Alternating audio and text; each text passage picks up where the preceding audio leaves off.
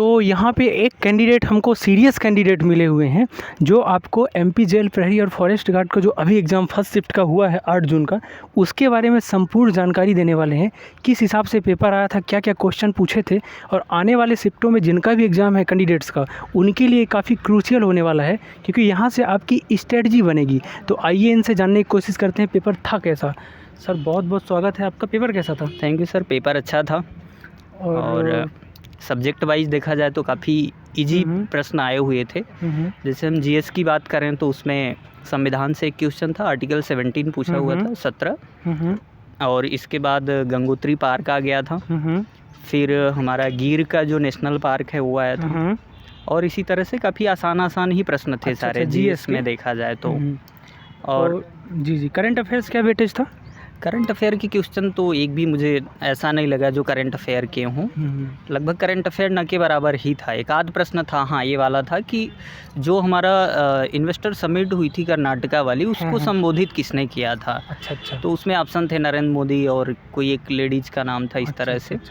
और जीएस में जैसे देखा जाए मध्य प्रदेश से, तो पहले महाधिवक्ता कौन थे ये आया हुआ था, एम अधिकारी करके जो है ये आया था। इसके बाद आपका जो विदेश मंत्री शायद पहली महिला कौन बनी हैं, तो ये प्रश्न भी था देश की। जीएस में ऐसे ही सारे प्रश्न थे। पहली महिला विदेश मंत्री कौन है सर, क्या लगाया आपने? अभी मैंने जैसे लगाया था अपने इंदिरा गांधी जी को पहली विदेश मंत्री। उन्हें एडिशनल प्रभार लिया था ना? हाँ, एडिशनल प्रभार के तहत ही वो पहली विदेश मंत्री। दूसरी अपनी कौन, सुषमा स्वराज जी थी? हाँ, दूसरी सुषमा स्वराज जो पूर्णकालिक भी थी शायद। पहली महिला पूर्णकालिक। और जियोग्राफी वगैरह क्या क्वेश्चन थे?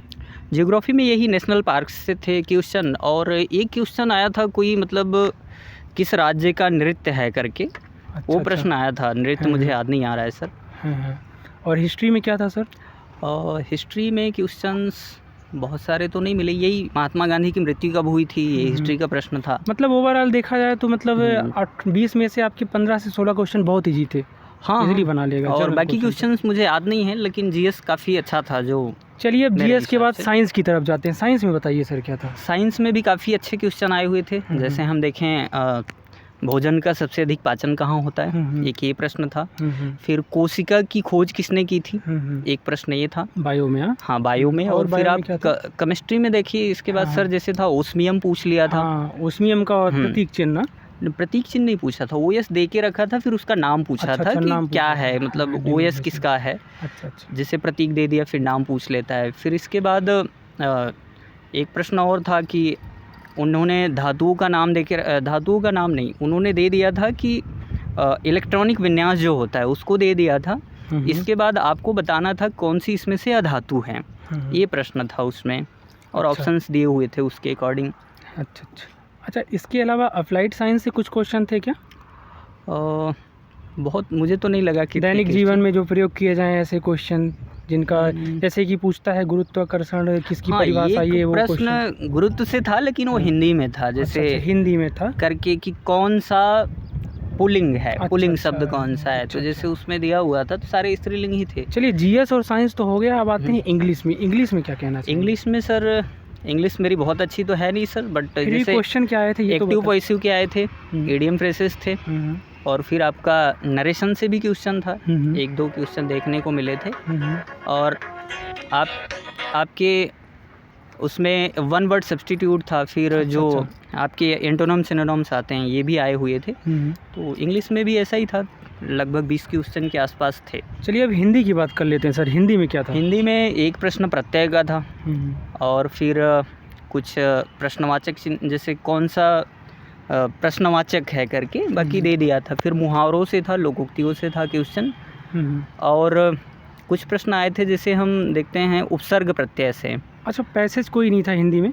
नहीं, हिंदी में कोई पैसेज नहीं था। इंग्लिश में भी कोई पैसेज नहीं था, नहीं हिंदी में था। अच्छा, तो मतलब हिंदी एक कहेंगे आपकी इजी लेवल की है हिंदी? हाँ, अच्छी हिंदी थी, जो मतलब अच्छे से पढ़ रहे हैं तो आराम से 20 से क्वेश्चन थे लगभग, तो 15 प्लस के आसपास तो हो ही सकता था। फाइनली अब लास्ट सब्जेक्ट जो अपनी मैथ बची, मैथ के बारे में जान लेते हैं आपसे। मैथ में सर टाइम एंड वर्क से क्वेश्चन था, समय और दूरी का था।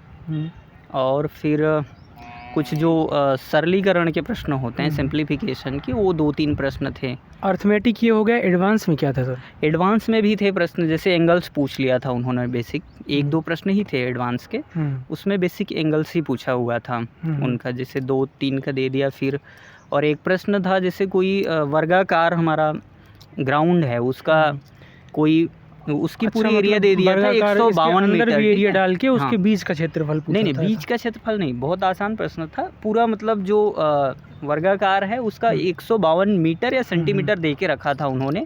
फिर उसकी भुजा पूछ रखी थी कितनी थी, तो वो डिवाइड करके मैंने किया। बाकी मुझे पहले से पता नहीं था।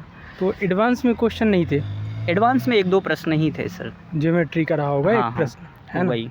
तो ओवरऑल आप कितना रेटिंग देना चाहते हैं क्वेश्चंस के लेवल को? ये क्वेश्चन देखिए 10th बेस पे ये आपकी जेल प्रहरी की परीक्षा है, उस हिसाब से पेपर जो बना हुआ है उसको, पेपर बनाने वाले को एक्चुअल में आप कितनी रेटिंग 10 में देना चाहेंगे? 10th बेस पे अगर हम देखेंगे तो हार्ड पेपर हो जाता है, क्योंकि सारे बच्चे जो हैं ग्रेजुएशन लेवल के दे रहे हैं पेपर को, तो उस हिसाब से तो ठीक है। बट 10th लेवल के जो हैं उनके लिए पेपर तो हार्ड ही होगा, मतलब हार्ड लेवल ही। लेकिन ये इस चीज़ों को मतलब कंपटीशन लेवल को देखते हुए पेपर ठीक था एक तरह से? हाँ पेपर ठीक था, उसमें कोई इशू नहीं है, तो उससे कोई दिक्कत नहीं थी। हाँ, जिसकी मैथमेटिक्स और इंग्लिश अच्छी होगी काफ़ी अच्छा स्कोर कर सकते थे, अगर ये तीनों सब्जेक्ट भी अच्छे रहे होंगे तब। अच्छा, तब मतलब थोड़ा सा। और आपके यहाँ से हाईएस्ट स्कोर क्या गया है आपके जो लैब था आपका वहाँ से? लैब में मैं किसी का देखा नहीं, बेसिक नहीं पूछा सर अप्रॉक्स, और बाकी किसी का आइडिया नहीं है सर। वहाँ कोई बच्ची निकली थी 278 बोल रही थी, मतलब 80 के आसपास आपका हाईएस्ट अप्रॉक्स लमसम बोल सकते हैं गया होगा। हाँ लगभग। एवरेज स्कोर कितना था लोगों का? 70? नहीं एवरेज स्कोर ये नहीं कह सकते हैं, लोग तो 40 के अंडर भी हैं बहुत सारे, है ना? हाँ, उस तरह के भी लोग हैं जो जिनके 40 हैं, 42 हैं, मतलब अधिकतम मात्रा में आप देखेंगे तो अंडर ऑफ 15 आपको मिल जाएंगे, अंदर 50 के अंदर काफ़ी लोग हैं। और बाकी जिनके अच्छे नंबर हैं तो कुछ लोगों के काफ़ी अच्छे नंबर भी हैं। अच्छा जी। फाइनली आप कैंडिडेट जो आने वाले पेपर जिनका आने वाले शिफ्टों पे हैं उनके लिए अपनी तरफ से आप क्या सुझाव देना चाहते हैं? किस हिसाब से पेपर देने जाएं? जिनके पास अभी तक 1 हफ्ते कम से कम समय बचा है, 4-5 दिन एग्ज़ाम के लिए बचा है, वो क्या करें इस समय?